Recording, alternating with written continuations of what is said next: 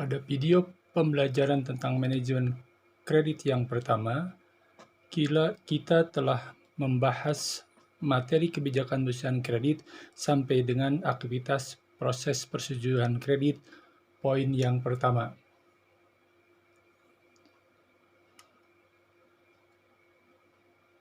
Yaitu aktivitas prakarsa dan analisis kredit. Yang ini. Dalam video yang kedua ini, Bapak akan menambah kedalaman pembahasan tentang aktivitas prakarsa dan analisis kredit, terutama pada aspek analisis finansialnya.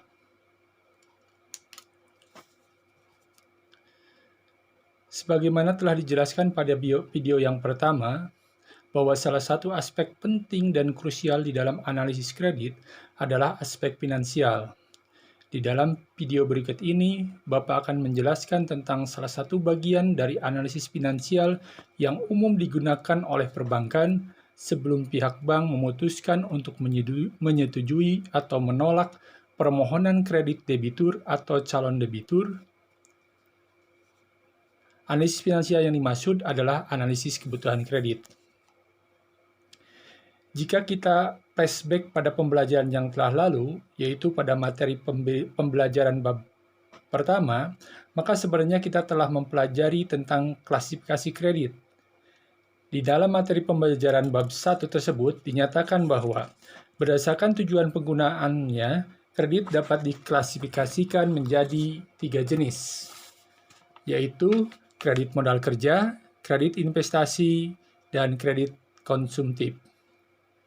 Namun, jika dilihat dari sudut pandang kegiatan yang bersifat produktif, maka klasifikasi kredit berdasarkan tujuan penggunaannya tersebut sebenarnya hanya terbagi menjadi 2, yaitu kredit modal kerja dan kredit investasi. Untuk itu, pada pembahasan materi pembelajaran manajemen kredit kali ini, kita akan membahas mengenai analisis finansial khusus untuk tujuan produktif saja, yaitu materi tentang analisis kebutuhan kredit modal kerja dan materi analisis kebutuhan kredit investasi.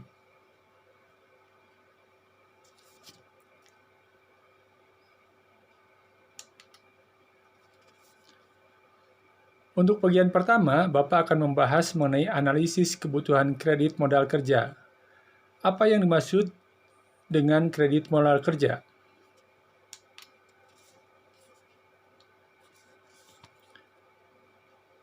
Berdasarkan terminologi umum, kredit modal kerja adalah fasilitas kredit yang dipergunakan untuk membiayai aktiva lancar dan atau menggantikan hutang dagang serta membiayai sementara kegiatan operasional rutin atau sehari-hari perusahaan, uang muka, cadangan kas, atau komponen modal kerja lainnya sesuai dengan karakter bisnisnya atau refinancing komponen modal kerja.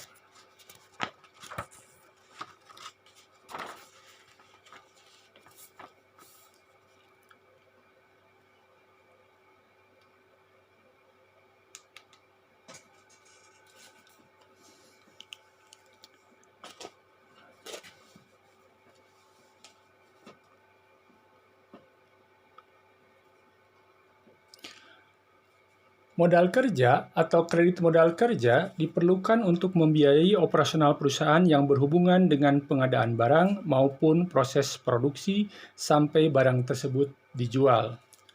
Untuk mengetahui seberapa besar jumlah modal kerja yang dibutuhkan oleh sebuah perusahaan, maka kita harus melihat dan menghitung cash out dan cash in dari aktivitas perusahaan yang bersangkutan dalam satu siklus konversi kas atau aset terlebih dahulu.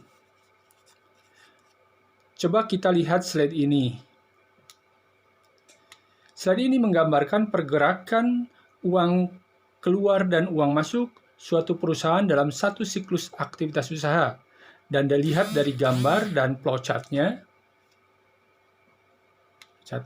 perusahaan ini menggambarkan sebuah perusahaan yang bergerak dalam bidang industri.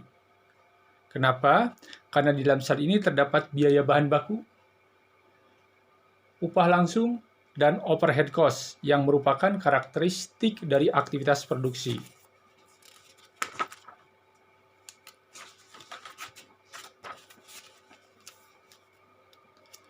Ini adalah siklus konversi kas atau usaha perusahaan X. Suatu usaha dimulai dengan uang 25.000. Butuh waktu 2 bulan untuk membeli, memproses, dan menyimpan sebelum barang tersebut terjual. Awal bulan ketiga, barang tersebut laku terjual secara kredit. Dan pada akhir bulan ketiga atau awal bulan keempat, pelanggan membayar. Kemudian uang tunai kembali dan pengusaha untung sebesar 12.500.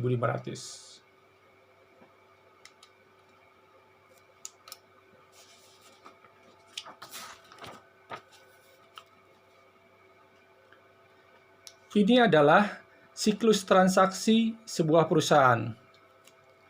Pada bulan ke-0, perusahaan butuh dana untuk modal kerja sebesar 25.000.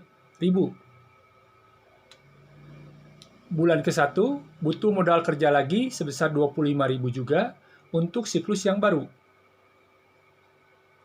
Demikian juga untuk bulan kedua dan bulan ketiga. Dari bulan ke-0 sampai ke bulan ketiga butuh modal kerja sebesar 75.000. Dan pada akhir bulan ketiga atau awal bulan keempat, dana yang dikeluarkan pada bulan ke-0 telah kembali. Siklus konversi kas atau usahanya telah lengkap dan dapat dipergunakan kembali untuk memulai siklus yang baru. Jadi kebutuhan modal kerjanya adalah perputaran persediaan ditambah perputaran piutang dikali harga pokok penjualan sama dengan 2 bulan ditambah 1 bulan dikali 25.000 sama dengan 75.000. Jadi siklus transaksi ini adalah 75.000 kebutuhan modal kerjanya.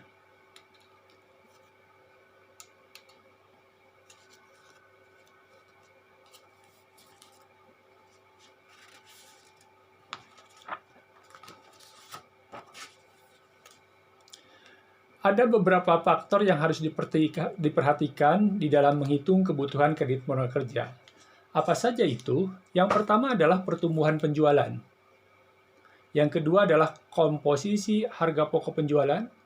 Yang ketiga adalah day of receivable atau DOR atau tingkat perputaran piutang usaha. Yang keempat adalah day of inventory atau DOI atau tingkat perputaran persediaan. Yang kelima, day of payable atau delta proyeksi utang atau bukan delta proyeksi utang, ini adalah tingkat perputaran utang. Kemudian yang selanjutnya adalah kas yang tersedia periode sebelumnya dan kebutuhan kas minimum.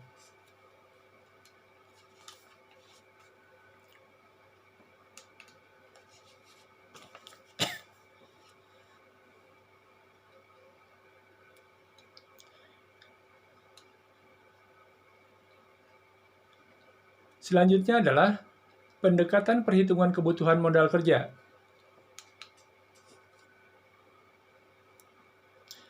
Ada 4 formulasi atau pendekatan yang umum digunakan oleh perbankan untuk menghitung kebutuhan kredit modal kerja debitur atau calon debiturnya. Yaitu, yang pertama adalah menggunakan pendekatan Working Capital Turnover atau WCTO, kemudian menggunakan pendekatan Net Trading Asset atau NTA, kemudian menggunakan pendekatan biaya, dan keempat adalah spreadsheet. Mari kita bahas satu persatu dari keempat formulasi atau pendekatan tersebut. Yang pertama adalah Working Capital Turnover atau WCTO. Apa itu Working Capital Turnover? Working Capital Turnover merupakan metode perhitungan kebutuhan kredit modal kerja yang didasarkan kepada kebutuhan biaya dan beban. Bebannya adalah harga pokok penjualan plus Sales General and Administration atau biaya penjualan umum dan administrasi yang timbul untuk mencapai pertumbuhan penjualan tertentu dalam satu siklus usaha.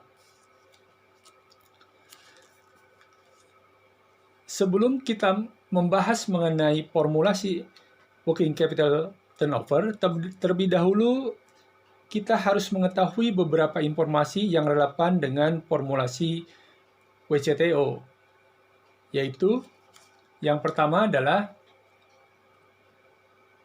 kita harus menghitung DOR dan DOI. Dijumlahkan, ya, menjumlahkan DOR dan DOR. Atau tingkat perputaran persediaan dan tingkat perputaran piutang. Kemudian yang kedua adalah kita harus mengetahui out of pocket expenses.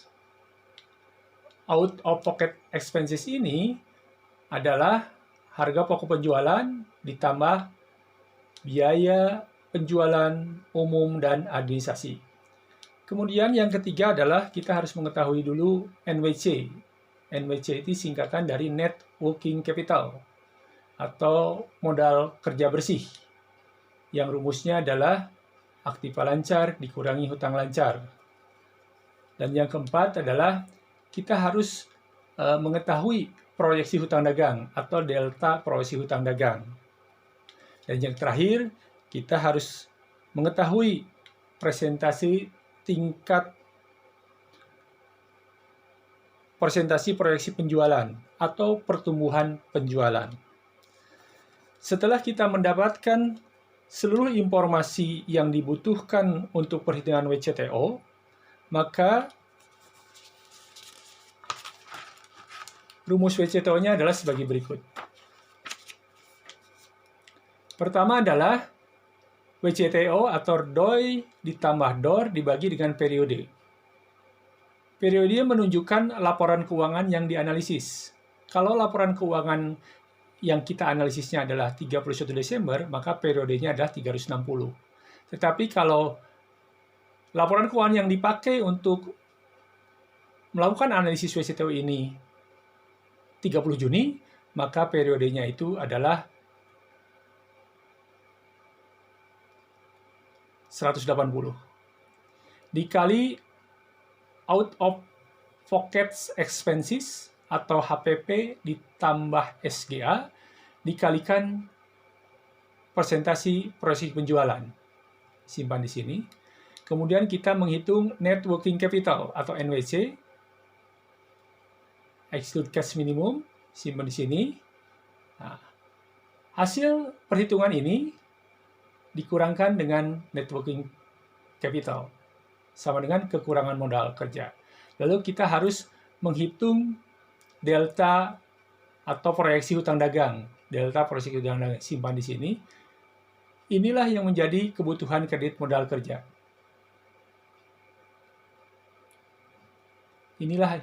Hasil inilah yang menjadi dasar untuk memberikan kredit modal kerja.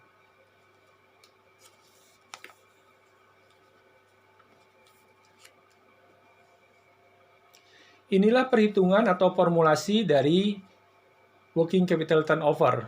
Adapun ilustrasi mengenai hitungan working capital turnover ini akan Bapak berikan dan jelaskan setelah semua jenis pendekatan atau formulasi kebutuhan kredit modal kerja dijelaskan seluruhnya. Kita lanjutkan terlebih dahulu. Sekarang kita bahas mengenai satu jenis formula untuk menghitung kredit modal kerja atau untuk menghitung kebutuhan modal kerja adalah dengan menggunakan pendekatan net trading asset. Apa itu net trading asset?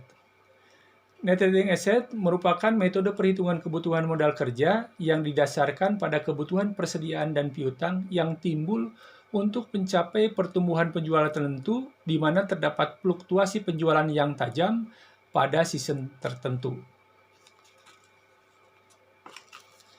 Jadi, yang menjadi dasar perhitungan kebutuhan modal kerja dengan menggunakan pendekatan net trading asset adalah akun persediaan dan piutang usaha saja. Sehingga besarnya perubahan atas kebutuhan modal kerja bergantung pada besarnya perubahan proyeksi dari akun persediaan dan akun piutang saja.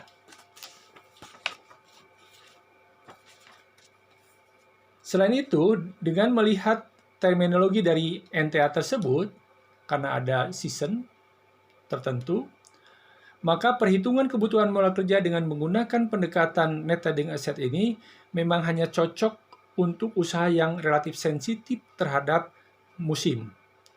Sebagai contoh, usaha yang sensitif terhadap musim diantaranya adalah usaha konvensi baju sekolah, usaha konveksi kain ihram dan batik haji, dan usaha distributor kurma. Pada kondisi normal, volume penjualan usaha seperti itu umumnya relatif kecil, namun pada musim tertentu, volume penjualnya meningkat secara ekstrim. Untuk itu diperlukan formulasi khusus untuk menghitung kebutuhan kredit modal kerjanya. Seperti apa rumusnya? Kita lihat seperti ini.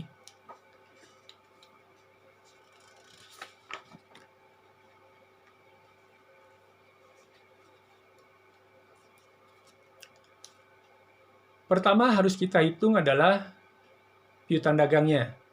Data ini diambil dari laporan keuangan terakhir. Simpan di sini. Kemudian nilai persediaannya juga simpan di sini, ya, dari laporan keuangan terakhir. Piutang dagang, saldo piutang dagang dengan saldo persediaan dijumlahkan, kemudian dikurangi dengan hutang dagang dan kewajiban yang masih harus dibayar. Maka inilah net trading asset-nya. Tapi ini belum selesai, ya. Ini baru perhitungan sebagian. Ada lanjutannya. Lanjutannya adalah ke sini. Nah, untuk menghitung kredit modal kerja musiman, maka syaratnya SDS atau saling dana sendiri ini umumnya minimal 3%. Harus didanai oleh dana sendiri. Nah, oleh karena itu, maka rumusnya 1 dikurang saling dana sendiri dikali net trading asset ini, ya, pada kondisi tinggi dikurangi pada kondisi normal dikali dengan porsi penjualan dibagi dengan penjualan. Itulah formulasi atau pendekatan net trading asset untuk menghitung kebutuhan modal kerja debitur atau calon debitur. Selanjutnya adalah pendekatan biaya. Ini merupakan metode atau formulasi ketiga. Apa yang dimaksud dengan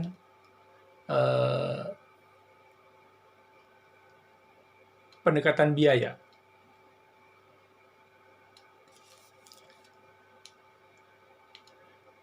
Pendekatan biaya ini hanya dapat dilakukan untuk jenis-jenis usaha tertentu yang karena karakteristik usahanya, maka perhitungan modal kerjanya tidak dapat dilakukan dengan pendekatan WCTO, net trading asset, maupun spreadsheet. Nah, rumusnya adalah day of receivable atau tingkat perputaran piutang usaha dibagi 30 dikali dengan total biaya dalam 1 bulan dikali proyeksi peningkatan biaya. Kemudian dikurangi dengan net working capital, yaitu aktiva lancar dikurangi hutang lancar. Hasilnya ini dikurangi hutang dagang. Inilah menjadi kebutuhan kredit modal kerjanya. Jenis-jenis usaha tertentu yang perhitungan kebutuhan modal kerjanya dapat dilakukan dengan menggunakan pendekatan biaya diatur dalam ketentuan tersendiri. Nah, untuk menghitung kebutuhan modal kerja dengan pendekatan biaya ini memang jarang sekali dilakukan di dalam prakteknya. Jarang sekali kita implementasikan di dalam prakteknya. Dan pendekatan yang terakhir adalah pendekatan spreadsheet. Apa itu spreadsheet? Spreadsheet ini merupakan regrouping pos-pos dalam neraca dan laporan laba rugi untuk disesuaikan dengan tujuan analisis. Kemudian didasarkan pada selisih penggunaan dana dengan sumber dana dan kas. Dan yang ketiga adalah spreadsheet hanya memperhitungkan perubahan modal kerja sehingga hasil perhitungannya hanya berupa tambahan kebutuhan modal kerja. Kita lihat rumusnya. Rumusnya adalah delta piutang dagang ditambah dengan delta persediaan dijumlahkan dikurangi dengan delta hutang dagang. Inilah perubahan modal kerjanya. Dikurangi dengan kas periode yang lalu dikurangi kebutuhan kas minimum. Ini adalah tambahan modal kerja. Dilihat dari rumus yang ada, sepertinya spreadsheet ini sederhana. Namun dalam kenyataannya, dalam prakteknya, sebetulnya spreadsheet ini lebih kompleks. Karena lebih kompleks, umumnya spreadsheet ini digunakan untuk menghitung kebutuhan modal kerja yang besar.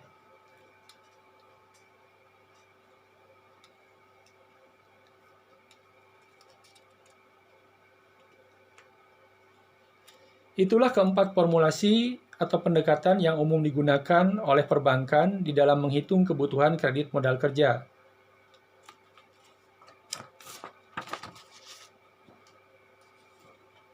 Untuk memberikan pemahaman yang utuh dan lengkap tentang analisis kebutuhan modal kerja, maka Bapak akan memberikan satu ilustrasi tentang cara menghitung kebutuhan kredit modal kerja dengan menggunakan pendekatan WCTO. Kenapa yang dipilih pendekatan atau formulasi WCTO? Karena formulasi atau pendekatan WCTO ini sangat umum digunakan oleh hampir seluruh bank, khususnya untuk menganalisis permohonan kredit modal kerja yang diajukan oleh UMKM.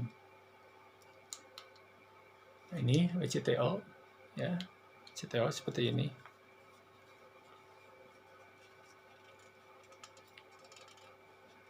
Rumusnya seperti ini. Nah, inilah ilustrasinya. Ini ilustrasinya. Dari laporan keuangan perusahaan Imam Mahdi, yaitu laporan keuangan neraca dan laporan keuangan Lobiraga, ceritanya saudara diminta untuk menghitung besarnya kredit modal kerja yang layak diberikan kepada perusahaan Imam Mahdi ini. Seandainya perusahaan ini akan meningkatkan volume penjualannya menjadi 120% dari volume penjualan saat ini. Langkah pertama yang harus dilakukan oleh saudara adalah menghitung tingkat perputaran piutang. Rumusnya adalah piutang dagang, ya, saldo piutang dagang pada laporan neraca dibagi dengan penjualan dikali periode. Periode ini kalau 1 tahun 360, kita tinggal lihat laporan keuangannya dibuat bulan apa. Ini laporan keuangannya dibuat bulan 31 Desember 2019, sehingga periodenya adalah 360. Nah, piutang dagangnya berapa? Piutang dagangnya di sini dilihat, piutang dagang 80 juta. Berapa penjualannya? Penjualannya lihat di laporan laba rugi, penjualan bersihnya adalah 519 juta 864.000. Dikali 30 hari sama dengan 50 hari. Ini dibulatkan. Ya, dibulatkan. Kemudian kita hitung tingkat perputaran persediaan atau DOI. Ya, rumusnya adalah saldo persediaan dibagi dengan harga pokok penjualan dikali periode. Persediaan kita lihat 120. Ini dari sini. Dibagi HPP laba rugi, lihat HPP 407.574 dikali periode 360 karena ini bulannya bulan 12. Sama dengan 106. Kemudian kita hitung perputaran hutang. Ya, rumusnya utang dagang, saldo utang dagang dibagi dengan harga pokok penjualan dikali periode. Lihat saldo hutang dagangnya berapa? Kita lihat neraca, utang dagangnya. Utang dagangnya, ini utang usahanya 45 juta. Kemudian HPP-nya 407, periodenya 360, maka DOP-nya sama dengan 40. Setelah kita mengetahui DOR, DOI, dan DOP, maka kita lanjutkan ke perhitungan WCTO-nya.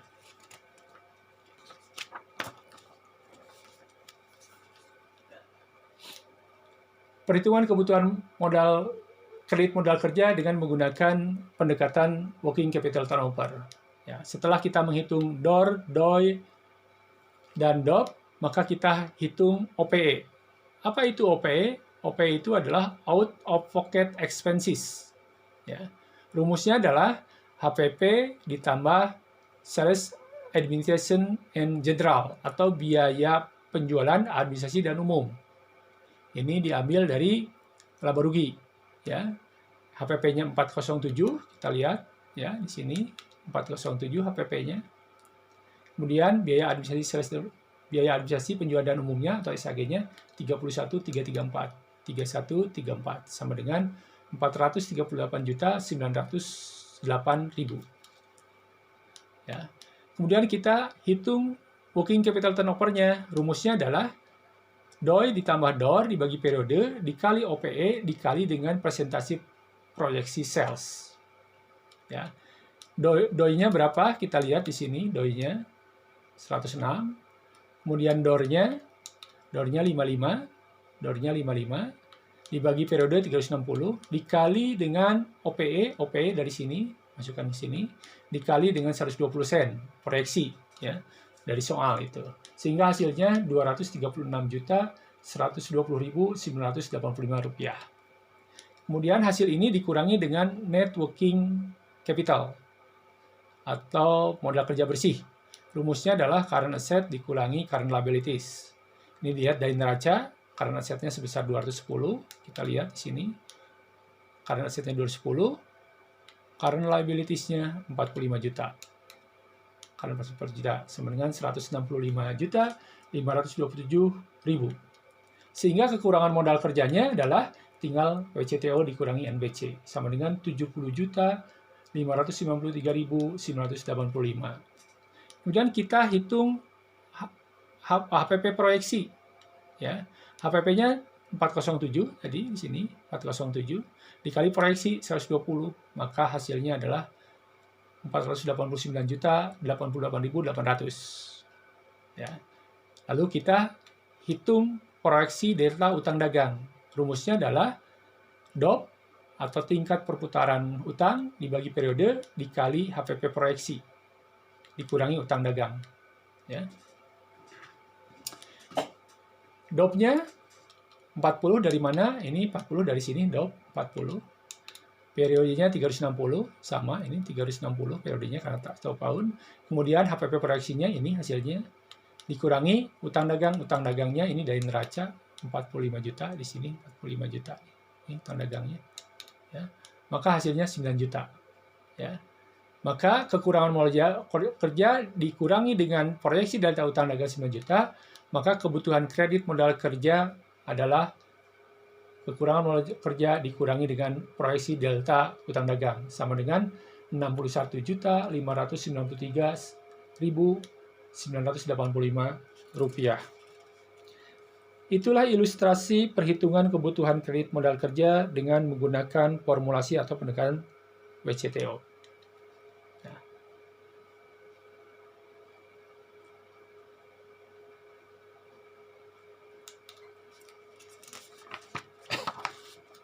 Agar saudara-saudara mahasiswa dapat memahami formulasi dan pendekatan WCTO ini dengan lebih mantap, maka Bapak instruksikan saudara-saudara untuk menjawab latihan soal WCTO ini di rumah. Jawaban harus saudara kirim melalui aplikasi Google Classroom. Nah, Rabu depan, sebelum Bapak memberikan materi baru, jawaban atas analisan soal ini akan Bapak bahas bersama dengan saudara-saudara. Selamat bekerja dan sampai jumpa Rabu depan.